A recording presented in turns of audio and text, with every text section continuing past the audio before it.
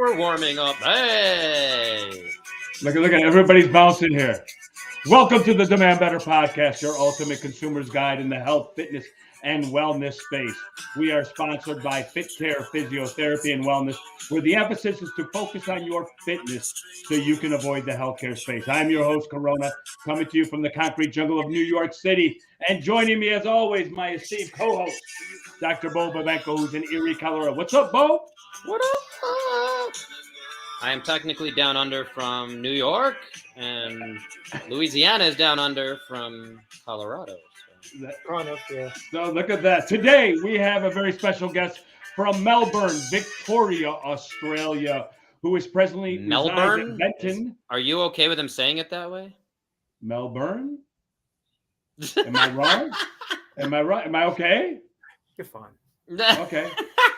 I did it bad. Who presently resides in Benton, Louisiana, is the founder of Balance Guy Training, Shane Mclean. His story goes beyond fitness. He used exercise to completely turn his life around, and now he's here to share his story. His life used to consist of excess chasing superficial goals and only caring about how he looked in front of the mirror. But one day he realized there's much more to exercise than just physical appearance. It's about finding balance, improving our mental well-being, and becoming the best version of ourselves. When he's not lifting, you can find him training people at Outback Performance in Bashir Parish, Louisiana. He's also a prolific contributing writer for the top fitness websites like Breaking Muscle, Garage Gym Reviews, Muscle and Fitness, and Bar Ben. He currently lives in Benton, Louisiana with his amazing wife, Tammy, and his two boys, Colin and Connor. And one of my favorite passions Shane... Good, dude. One of my favorite passions that Shane has is helping mature women fall in love with strength training. So join me on Demanding Better as we dive deep into the world of fitness, mindset, and personal growth. Together, we'll discover how to demand better from ourselves and create a life of strength, balance, and fulfillment. Get ready to unleash your true potential and become the best version of yourself. Let's demand better. What's up, Shane? Well, I felt like a man that should have worn a wrestling suit because that just sounded like a wrestling intro. Come out ready to fight. Let's go. Let's go. What's up, my friend? Welcome to the Demand Better podcast. Thank you for having me on. It's obviously an honor. This is great. Thank you, guys. Bo, you got anything to say to him right there? We're going to shout out also, he's got the hoodie for anyone just listening in, Rev Fit. That is our buddy Jason Leanarts, also got connected through that whole writing articles thing with Shane, Tony Gentlecore, a bunch of other folks there. So last time you had the Maui Athletics for Dr. Ellen Bacon, and now we got Rev Fit for Jason Leanarts over in Ohio. Yeah. We got an Australian and Louisiana. That threw me off at the beginning. Yeah. I think one of the being in the industry for as long as I have, is 13 years long. The average lifespan of a trainer. I thought you were past weren't you at 15, 16 years? No. I am extremely fortunate to be connected to lots of excellent fitness professionals, not unlike yourselves. And when I'm really, really nice to them, like I was to Bo a long time ago, they contribute to my articles and make me look smart. That's it. That's the key to life is surround yourself with people much more talented than you. It's true. So with the three talking heads right here, the question is who's the smartest? That's all that it comes down to. Oh God, I'm in the middle, so I'm trying to learn. So Bo, that makes you the smartest. Yes. You're the smartest. So since we got the bar's set pretty low, so come on. That's right. Bring it back to where he needs to be. So Shane, with all the stuff that you do, let's get it's New Year. Mm-hmm. New Year's here. What's hot for 2024? We're in January 2024 recording this. If somebody happens to be listening to this, it's January 6th, 2024, and I want to know what's hot because everybody's going to the gym now. Everybody's got the resolution to be fit probably for 3 weeks, and let's find out what's hot. It's funny you should mention that because I just finished an article for Muscle and Fitness, and I asked 4 trainers about trends that they'd like to see happen in 2024. And it's basically what the theme was. We have a lot of information in, health and fitness information, some good, some bad, some ugly. Some people, a lot of people, particularly beginners, take other people at their word, even if the information is not so good. So I'm a big believer in, deciphering what's good and what's bad and what's happening. So I think the general theme for 2024 is maybe stop listening to everybody else and figure out what works for you. We've been preaching this since the get-go, Shane, and we've been saying this, that everything is individual to each individual person. So people are lazy with their most important asset, which is themselves, and it's baffling. But I'm sorry to interrupt. No.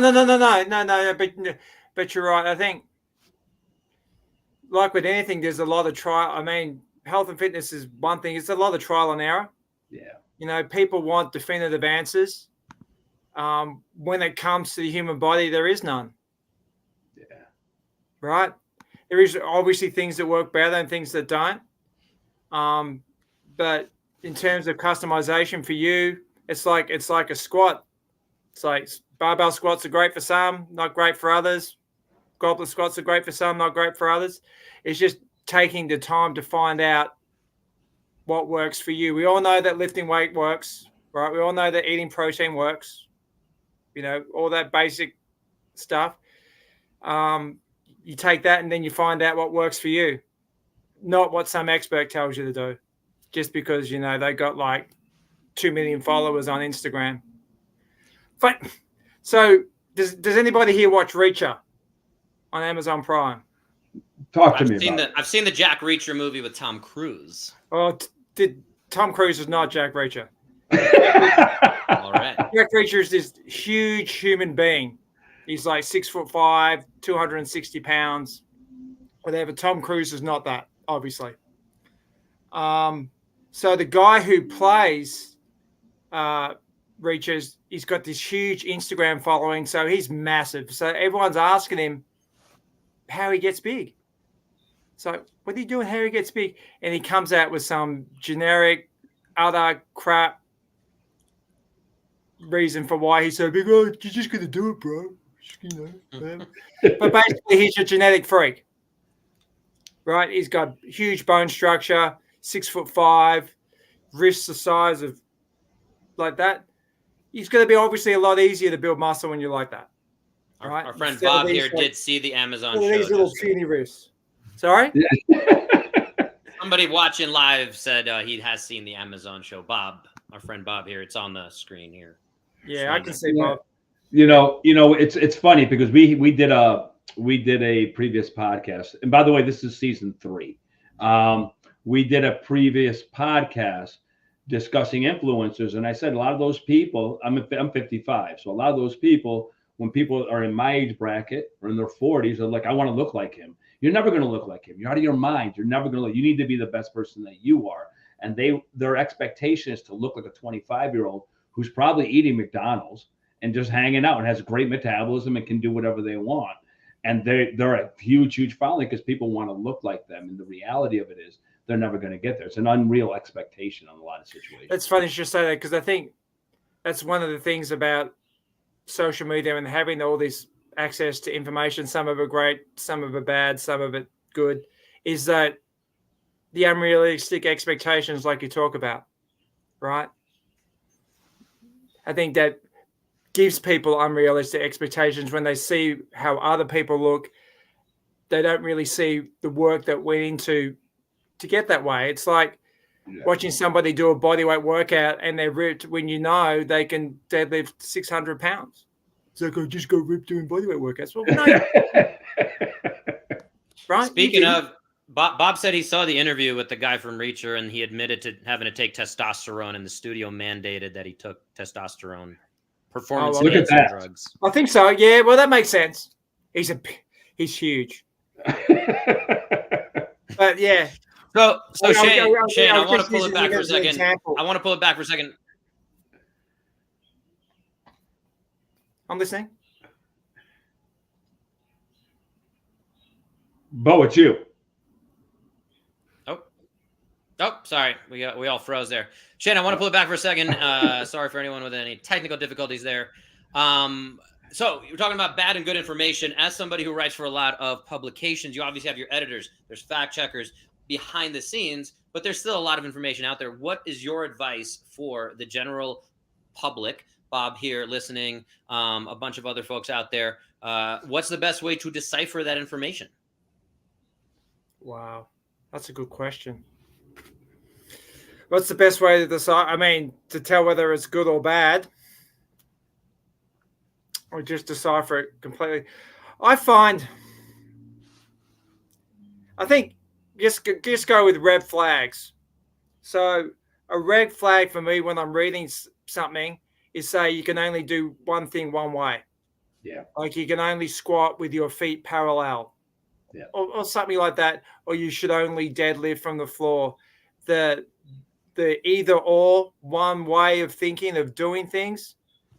When somebody says those things, I usually run to the hills, because being in the industry as long as I have, we all know people come with different anatomical structures and different types of hips and this and that and whatever. So saying you should only squat to 90 degrees, or saying that you only should squat with your feet parallel, or should only deadlift from the floor always, I mean, that obviously that's a red flag right there.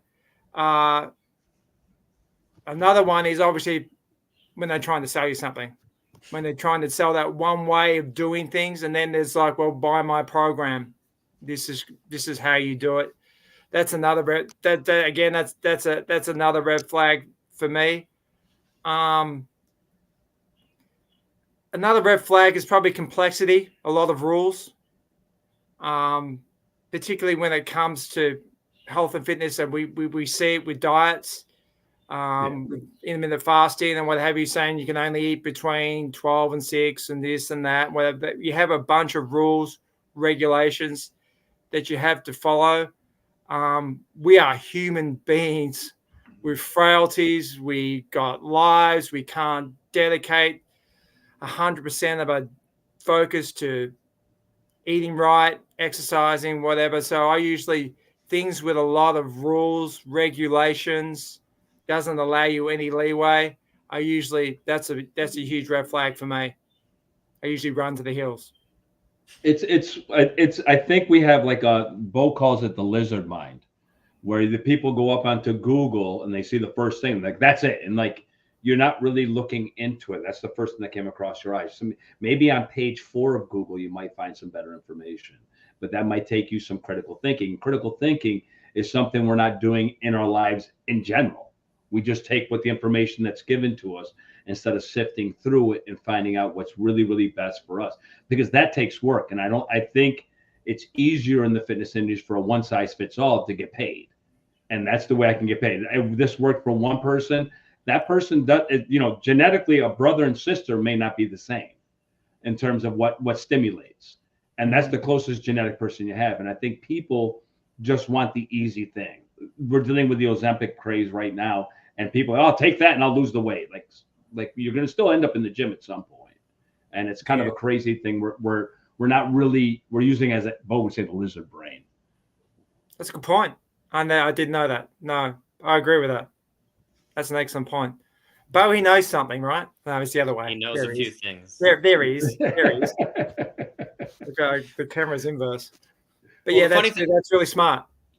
Yeah, and the funny thing is, a lot of the precipice for this show was David and I jumping on a call and saying, like, you know what? It's funny because the fitness industry agrees. There's like this 97% of things we agree upon. You already brought up most of it. Build muscle, eat some protein. That's the best way to build muscle, that kind of stuff. There's these huge amounts that we agree upon, but then everyone wants to argue about that, whatever it is, that 3% that is really easy to argue about, and that's where a lot of the noise is. And again, as a Yeah. writer, that's one of our main questions for you, especially in this 2024, talking about filtering through the noise, is how do we differentiate between authenticity? Because again, a lot of times, especially as a physical therapist, when people ask me about their knee or their shoulder, the answer starts out as it depends, and here's a nuance, da da da da da. So as somebody who has to put together titles and articles, it helps to have, I think, a very specific audience in mind. Someone like Tim Ferriss, who has millions of followers, always says, like, I always think I'm writing for Shane Mclean, when, someone like that, a very specific person. And then that helps guide that kind of conversation and where he's going with it. So what is your advice as an author, if anyone's out there putting out content, of how to kind of differentiate that, of balancing the noise between being authentic, having the right answer, that nuance that is not sexy. Unfortunately, we know it's not sexy, versus that clickbaity, like, top 3 things you can do to lose weight now. Yeah. So that sounded like almost 2 or 3 questions in one. So authenticity. I mean, I spoke on Mike T. Nelson's podcast just recently about authenticity, and we were talking about coaches who are not, and we're not going to talk about. Did you name names? Yes. I think I'm going to download that episode right now. Yeah, I think particularly, probably in any industry, but particularly in the fitness industry, people get compromised when it comes to making money. And there's nothing wrong with that, because we all need to make a living. Me personally, I don't sell supplements. I don't put my name on anything. Being a writer for Muscle and Fitness, I get so many emails weekly, people asking me to represent them, do this and do that. There's that old saying that, it takes years to build a reputation, but seconds to destroy it. 100%. Right. So with me being authentic, to me, I just don't sell or put my name on anything I don't believe in. So I'm not sponsored by anybody. I don't do any clothing things. I don't do that. So what I say, particularly in what I write about, is what I do with my clients. So I'm not influenced by anybody. So that I'm not saying that it's bad, because, again, people get sponsored, people need to make a living, and sponsorship is good. Right. But I think on the other flip side of the coin is that you get compromised in the name of the almighty dollar. So with me personally, being authentic means not being influenced. So I'm influenced by nobody. It's just me. Let me ask you a question, because I think you and I are kind of in the same wheelhouse, because I'm not really great on social media, and I'm a person that people find out who I am. Just don't forget to go to my link below. Speaking of, you just reminded me. Yeah. To buy some electrolytes. So, but with that being said, the authenticity piece is interesting, especially in New York, because what ends up happening, what's the difference between a $45 trainer and a guy who charges $500? And the $500 guy may not be able to train himself out of what paper bag. He just has a reputation, or has a celebrity person who did the work, or whatever it might be. Mm-hmm. Authenticity is probably the most difficult thing, when I think the proof's in the pudding. When you work with that person, you put your time in, you do the programming for that individual person, you meet them where they're at. And I don't see that anymore. I don't see that type of authenticity, especially, I only can speak about what I see in New York. I don't see that in New York. Yeah. So a fair while ago, when I was a former pastor, said that you should strive to be the same person online and in person. 100%. So one of my things is that when a person meets me for the first time and they say, you're exactly as you seem online, that's my goal. People tend to tell me I'm shorter in person. But I look taller online. That's because the camera's tricky, right? Could be the angles. All about the angles. Yeah, but that's okay, bro. Good things come in small packages, mate.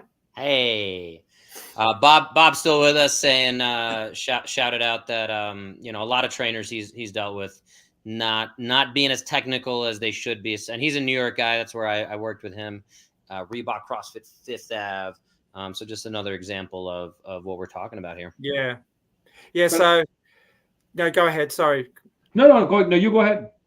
So I think the other part of the question was not authenticity, but how do you decipher information? Was that correct? Yeah, because we were talking about, again, bad information, good information.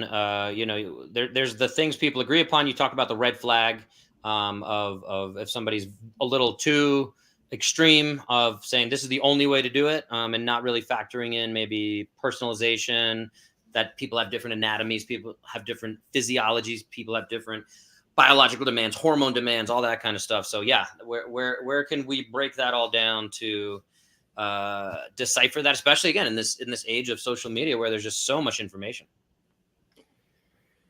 Yeah, that again, that's a great question. So I'm just going to bring it back to me personally. I'm a kind of a tell, show, do guy. Remember that old personal training books, and there's 3 learning pathways: auditory, kinesthetic, and visual, right? Mm-hmm. So that's the kind of basically the 3 things, and I think I pretty much use them in my writing as well when talking about exercise. So I'm a big fan of actionable content. So bringing it back to deciphering good and bad information, I think I'm a big believer I hate getting my time wasted. Yeah. I hate people who are late, whether it be tradesmen or clients or whatever. I hate getting on a call and it's not solved. So I take that to heart with what I write, that if somebody reads my article or reads something by me and they go to the end of the article and they're like, well, this is a waste of time, then I've failed, right? So, like I said, I think telling good from bad information and deciphering it does it have something that you can apply? Does it have something that you can do, right? So that's what I believe in. That's what I really base my philosophy on. Do you have, being the writer that you are and being as prolific as you are, do you have any cues for a reader to kind of look at? Because I've read your stuff, but is there any cues that and you're fabulous. But my question is there anything other than the always, like, I believe it works for everyone? That's nonsense. It's garbage, and it doesn't work for anyone. We had a professor on for the Science of Happiness from NYU who said Stephen Covey. When he wrote the book, he said this works for everyone. He's like, if it doesn't work for somebody failed, and that's where they're staying, that they failed when something works for everybody. So when you're kind of going through articles for the layman or the laywoman, what do you, other than those words, those buzzwords, is there any way, like, is there certain things you don't read because it's just crap, or is there certain things that you always, there's your go-to that you know that is science-based and evidence-based for you to kind of go through? Can we name names? We could do whatever you want, man. This is your show. You do your thing. Yeah, I mean,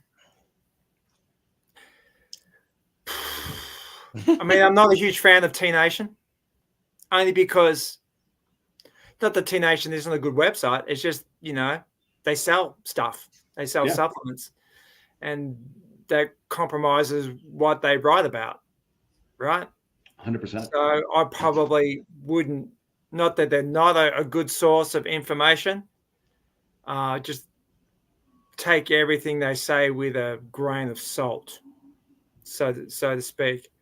What else do I mean, I suppose you can probably term it fitness fluff. So a lot of those websites that used to be magazines and now they're online. It's like Pop Sugar, things like that. Maybe not the best source of information, but just really obviously it depends on the individual. When I was coming up, I mean, that's how I know Bo was. I read Barbend. I mean, I was on that. I was on that website all the time, and also Breaking Muscle before it got sold to Barbend. I was fortunate enough to write for them before they got sold. It was like kind of independent, unfiltered type stuff. I thought, and they had no agenda, right? I think when some websites or some places have an agenda and only see it one way, that's the kind of places I stay away from. No, listen, I think it's really, really good information. Did I answer the question? You did. I think it's a hard question. I don't want to be a politician now and not just completely dodge it. No. Listen, man, Shane, I'm with you on a lot of this stuff. Like, I'm totally with you on a lot of this stuff because it's, you get a study. We did a thing on research, a pod on research, and you see meat's bad for you. We tested 20 people. I mean, like seriously, like who's the testing population? What's going on? And right now, what we're dealing with a glut of information, but we're not as people, as consumers, we're not sifting through it. We're just taking it verbatim. It's kind of crazy what we're doing. And when it comes to your most important asset, which is you, I think we do more research on buying a car than we do on somebody that takes care of us. I think it's a pretty. It's unbelievable. I'm going to buy a house. I'm going to bring in the guy. He's going to make sure everything's good. I'm going to get this trainer because Susie has him, and Susie is naturally whatever, eats X away, and I'm going to look like it. But no, you're not her. It's just not going to happen. But with all that being said, listen, man, AI has now entered the fitness field. It's true. So what is the effect and what's going on with AI in fitness, and what is the effect to fitness with AI? Because I've heard girls, and I've heard it when I've gone into the gym. Oh, I got my workout today from AI. Now, AI doesn't know anything about you. I want to work out today. I want to do a full body workout. It comes out with a workout. I'm not down with that because you got to meet your client where they're at, and you got to counterbalance what they do daily, because that's what's going to get them back to neutral.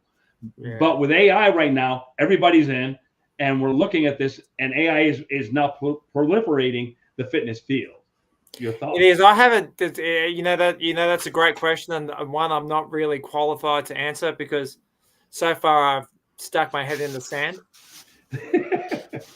And I haven't. Hoping it will go away. But I am going to be learning more about it. My initial fear when it came to AI is that nobody would employ me anymore. But that hasn't happened. Well, I don't think it will ever happen. So AI hasn't. I don't think AI hasn't replaced good writing. Is what I'm trying to say. There's probably a lot of websites that use it. I don't really know of any. But my initial fear was like, oh shit, I'm going to be out of a job. But so far, that hasn't happened. Fingers crossed. What I've heard is a lot of folks use it as like a prompting tool to give you an idea of like which direction do I want to take this. So you say, hey, ChatGPT, give me an idea for how to, whatever the article for 50-year-old women postmenopausal, and then who want to build muscle. Like, give me an article about that, and then you can keep refining that. But then you can pull some stuff from that, and then take that and say it's doing a little bit of that research for you, kind of filtering through. So it's a tool, like so many other things that I think should have a place, will have a place, and hopefully that's the extent of it. Yeah, and I think people who write from AI and people like us three who write from experience, that kind of gets shown out pretty quickly. People who write from AI and then they ask questions about what they write, or they get an interview and they don't know anything. I think it's that thing that we just spoke about before about being authentic. I mean, AI is not. It doesn't mean it's not good, right? It just means it's another tool that we use to enhance what we already do. But I think those people who just purely use AI to make money and to use it as a shortcut will probably quickly get found out. God, I hope so. No, but I think AI has done a lot for the industry in terms of for certain things, certain aspects of the industry. I still believe in terms of training, like online, people do online training. I think if my client does an improper movement, it's best for me to be able to touch them to make sure that movement gets improved. There are great online trainers such as Bo and yourself, but when it comes right down to it, I don't think anything's going to replace us when we get to actually be able to adjust people and get people to actually fire the muscles that need to be fired, and they get more of an understanding of what needs to be done. It's harder through the screen for sure, but some people think that's okay, and if you like that, that's cool for you. But I'm not judging. I'm just saying I think it's better in person by far. Yeah, it is. And we've all been in the fitness space for a while. We've all heard those claims that personal training is dead. Group exercise is dead. Peloton is dead. All those kind of outrageous claims to try to buy into a new coaching program and all that kind of stuff. It's all crap. Yeah. And I think AI is another thing. People are going to say all these things about what AI is going to do and what it's going to replace, and it's probably not true. It's probably just hyperhole, right? It'll all come back from here, down here. Yeah, Corona told me a long time ago that CrossFit was just a fad and it would be gone by now. that was like a decade ago. I'm in the middle. Don't get me in the middle of this. Right? I'm still not a CrossFit fan, but I understand it. Yeah, I mean, here's my thing about CrossFit. Come on, Shane. Come to the dark side. Come to the dark side. No. Yeah, and like CrossFit is another one of those things. I mean, CrossFit's great.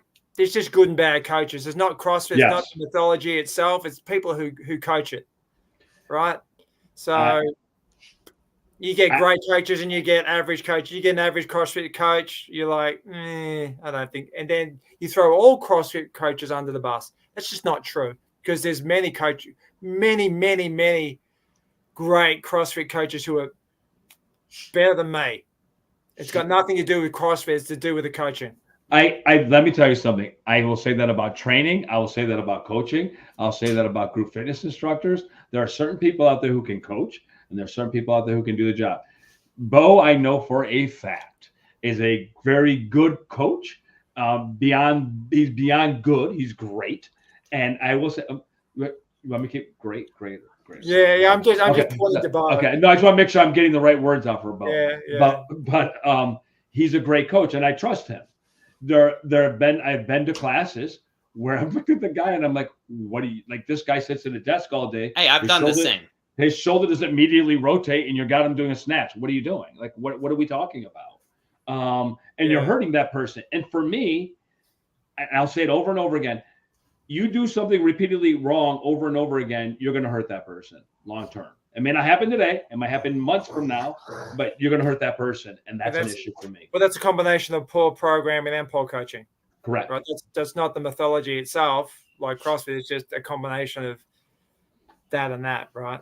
As I said, the only thing I've got against CrossFit is keeping pull-ups. That's it. That's it. Everybody's got a problem. And ironically, the founder of CrossFit, who no longer is Greg associated with Glassman? the company, that guy.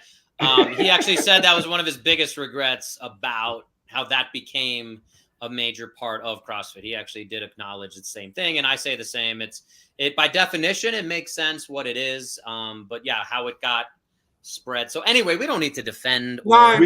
Come on, let's do this. We have that episode. That was like episode 10 of. You did an episode on keeping pull-ups.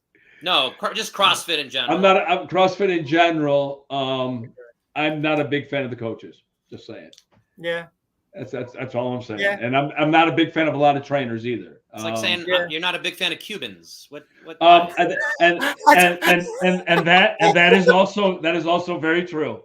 That is also very true. My people. You mean the sandwich or the cigar? No, the people. The people. I'm Cuban. Yo soy cubano. Eso es lo que soy. So hey. So yeah, I'm not a fan of all Cubans. That's well, he can say it. He can say it. It's okay. That's right. I do, but you always have to. You are a fan of Australians, right? I think they're the best people in the world. Unbelievable. Oh, you're starting some shit with the New Zealanders now. All Blacks are coming for you. And oh God, we're done. We're I'm not starting anything with New Zealanders at all. They're bigger than me. I'm not starting anything. Wise. So with everything that listen, your golf article was great. I read that. Oh yeah, that was your recent one. Thank you. With everything that's going on, as we have people listening to us, like the atomic habits. So how about some things that people can do for themselves? How about 3 things that you would recommend that people can do for themselves in terms of like atomic habits to make themselves better? Good question. Me, I drink a protein shake every day without fail. Every day I drink a protein shake. I think particularly women, they don't get enough protein. So I'd say 1, protein shake. That's one thing I would do. 2, I try to take 8,000 steps every day. Not that I say that I do, but I'm looking at low-hanging fruit here. Right? It's easier in New York. Yeah. So I like to get about 8,000 steps a day. We know the 10,000 number doesn't mean anything, right? It's just a big fancy marketing thingy. I try to get about 8,000 steps a day. So protein shake, walking, and probably intentional movement would be the third one, no matter what it is. It could be Zumba, even though I'm not a fan of Zumba. Neither am I. I do mobility stuff every day, but that's just me. Someone could do yoga. Someone could do running. Someone could do jogging. Someone could ride a bike. We all know that unintentional movement is great and burns a lot of calories and all that kind of stuff. But I think also including some intentional movement, some planned movement every day. And that intentional movement has to be enjoyable, right? So something that you enjoy. I think we spoke before about people not really investigating and researching their health like they should with when they're buying a car. And I think particularly when it comes to intentional movement, that takes some time to find out what you enjoy. Me, it's lifting weights. So I love lifting. I love lifting. I pretty much do it every day. But that's not everybody, right? Some people like to run. Some people like to do Zumba. Some people like to do CrossFit. So, yeah. So protein shake, 8,000 steps plus a day, intentional movement, low-hanging fruit, easy. I like them all. Now I'm going to veer off into something that I actually am very, very interested in. We are kindred spirits. Getting older women stronger. Muscle is the organ of longevity. It's a hard sale in a lot of ways, but when we do get them moving, it's pretty rewarding for them and us. Talk to me about what your secret is to getting older women moving, man, because I love it. I think it's great. I got a 97-year-old who I got out of a walker, so I'm a huge that's fan. Amazing. Huge fan. That's amazing. Particularly with women, there's a lot of falsehoods when it comes to fitness.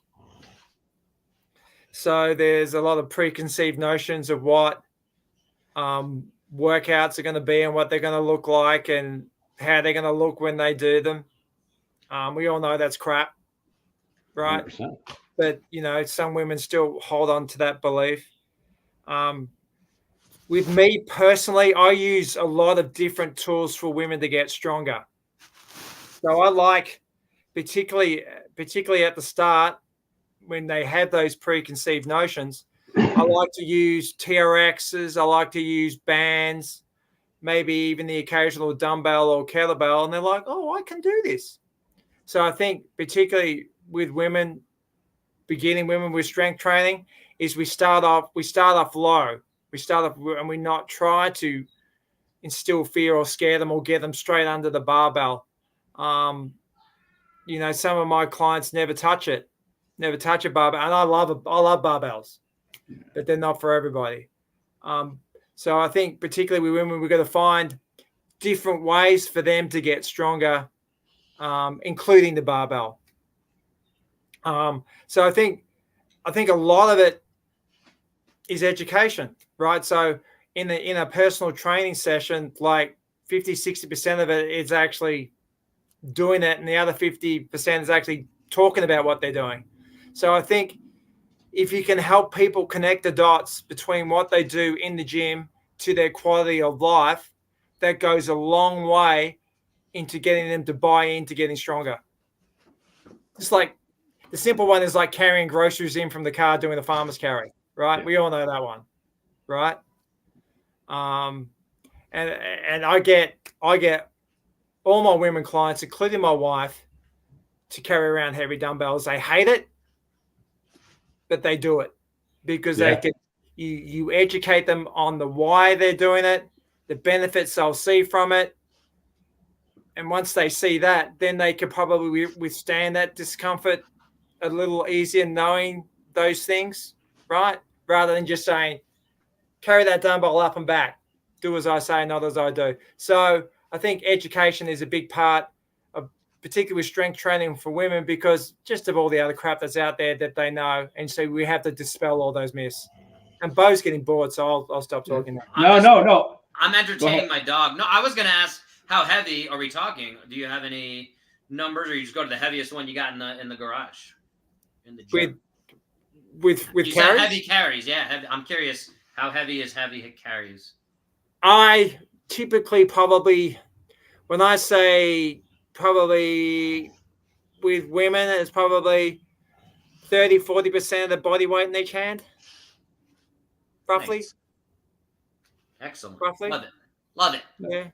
I will say this to you. Probably the most difficult thing is breaking through the nonsense that women have been told. I don't know how many times I've seen a woman in the gym underloading something, taking a 5-pound dumbbell and doing it, and you're not really doing anything. I mean, the trainer, education is the most vital piece in this. You're not going to look like a CrossFit person. A person who trains 6 hours a gosh darn day, eats really, really well, and is maniacal in their approach. For a woman to think that that's what she's going to look like is absurd, just on its face.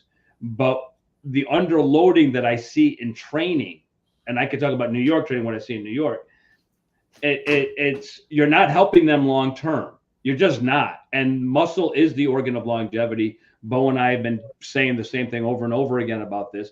Women need to have muscle. You don't hear of somebody who's muscular, who's older, who breaks a hip.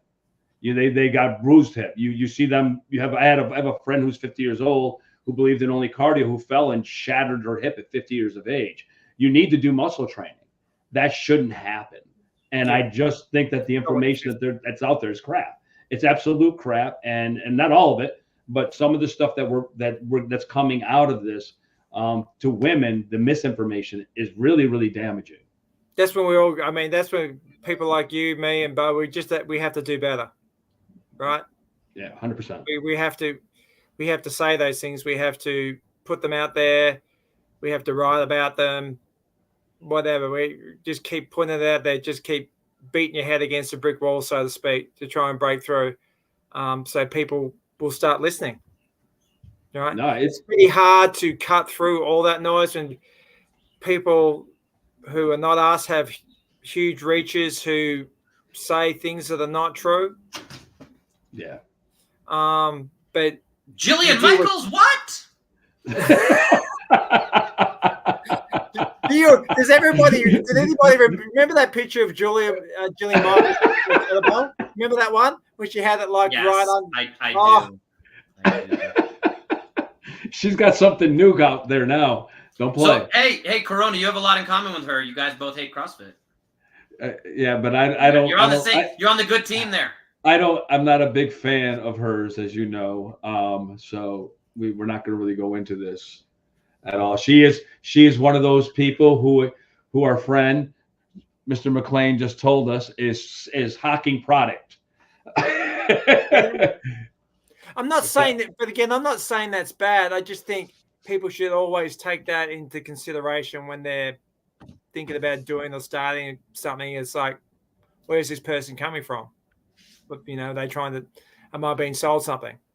Oh yeah, my big is bad. People just need to realize that whatever. Well, my biggest thing is that like when we're dealing with trainers and you get this guy who has this one client who's like a big nigga or she's a big social person and she looks a certain way, and then everybody in the social wants to train with that guy and they want to look like her.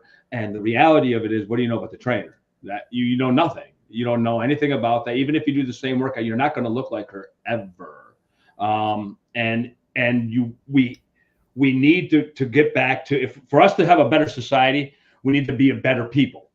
For us to have a better body, we need to get into ourselves and become better within ourselves and find out what our weaknesses are and our strengths are, to develop those weaknesses into strengths to become a more balanced person. I don't see that in our industry anymore. I see you feeding the animal and whatever the client wants. And sometimes, Bo and I talk about this all the time, being the sexy stuff isn't what's going to get you there. It's the boring, tedious stuff or the boring, tedious exercise that you have to do that will set sexy, you up going forward. Glasses are sexy, though, right? Yeah. So I see that a lot. I think that comes back to education, what you're talking about. You got to keep fighting the good fight. Keep putting good information out there. Doesn't matter if anybody's listening. You got to keep fighting. That's how it comes to changing attitudes, particularly in our industry, because we all see people who are making huge money selling crap. That is not true. We can't fight that. We can't really do anything about it, but we can do what we can do. We can change what we can change. Yeah. Right. And I think that's important, right? You just do what you can do. You preach the good word. You put out good information. You don't compromise it. And then you're going to attract the people who you want to attract. Yeah. Because, with me, I'm not for everybody. If you don't like Chuck Norris, then you're out the door. Yeah, I noticed that. You have a little Chuck Norris fetish. Yeah. Well, I mean, me and Chuck are we're like this. I don't like politics. Politics? Chuck's got some political views. Yeah, I know he does. I try to avoid that. Yeah, I know. Yeah, I've seen it. Yeah, that's unfortunate. So Shane's got Chuck Norris. Tony's got 90 hip hop. We got a lot going on here, guy. We got a lot going on. By the way, Tony's sign off. He signs off on his thing. He's saying cheese eater. Cheese. That's authentic, man. Very right. Authentic. That's what we're talking. That's what we're talking about before. Being authentic. Yeah. I mean, one great example of what we're talking about here is your shirt, Rev Fit. Jason Leonards. Everyone should go check out Jason. Definitely. He'll post all the PRs. You got everybody doing trap bar deadlifts. I think I don't want to say he has every single human in there doing it, because that would go against Shane's rules of what we're looking for. But I do think almost every human is doing some trap bar deadlifts. And that's one of those things that, again, I think that, I'm sure they go through the filter process to get there. But ultimately, trap bar deadlifts, super duper important way to strengthen folks. Mm-hmm. Yeah. But yeah, RevFit guys, go check out Jason. And the stuff he puts out online is just great. I'm sad he kind of gave up or shifted away from his podcast, because he did. He had a great thing going there. But Yeah, I think the best thing about Jason and what people can learn from Jason is he's built a great community. I mean, the camaraderie he has at his gym. And talk about being authentic too. Again, second to that. Yeah, Jason's a weird little dude. Let's just face it. Right? But he doesn't deny it. That sums it up. That sums it up right there. He's extremely smart, and he's more than honest about his past. Right? He's had a checkered past, and he's been more than open about it. He hasn't overshared. You know, people sometimes overshare about their past. Jason, he has a good balance with not oversharing. He's just basically trying to say that he's human. Well, you know, Bo, we can put him on the pod after Shane. We'll have Shane hook us up with him, and we'll hook it all in together. Yeah, sure. I text with him. Sure, the man wore his shirt. Yeah, I've got so much of Jason's swag. Some of it he's given it to me. Some of it I bought. He's very generous. Yes. He sent me. I was on his podcast, and he sent me that same hoodie you have. So I think I actually have it within reach, but it's just outside my reach, actually. We want to be respectful of your time, Shane. Let's sum it up a little, wrap it up. Okay. David, you're the man at this, so go. So let's put. So what I would like you to do is give your best piece of advice to the listeners that will help them as this new year has started and they're trying to make a choice in fitness to go forward. Experiment. Definitely experiment. Find out what works for you. Don't be discouraged if the first thing doesn't work. Keep going, and definitely don't compare yourself against anybody else. I think that's great. That's two things. That's perfectly aligned with our first episode where we talked about how to find a personal trainer demanding better from the fitness industry. Was one of the concepts was try 5. Go to 5 different personal trainers. Before committing to one, because they're the first one. A lot of people, the first one they go to, they're just like, all right, you sound like you know what you're talking about. But you go to 5, it's like going to 5 different restaurants. You're gonna find some differences. Even if you're going between McDonald's and Burger King, Wendy's, you're gonna find some differences there. So then you go to like a 3-star Michelin restaurant, like a Corona Michelin restaurant. Coronavirus, no. Oh, no. John McClane. We just missed Christmas Die Hard, man. Christmas Die Hard. All right.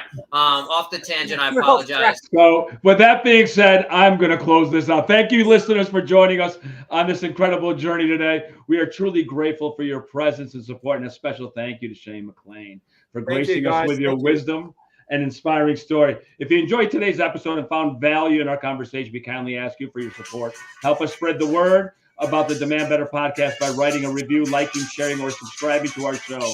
Your engagement means the world to us and helps us reach more individuals who are seeking to demand better in their lives. Remember, together we can make a difference and strive for a better tomorrow. Stay tuned for more thought-provoking discussions and inspiring guests in the upcoming episodes. We're sponsored by Fit Care Physiotherapy, where the emphasis is focused on your fitness so you can avoid the healthcare space. Thank you once again, and until next time, keep demanding better. Thank you, Shane. Thank you, guys.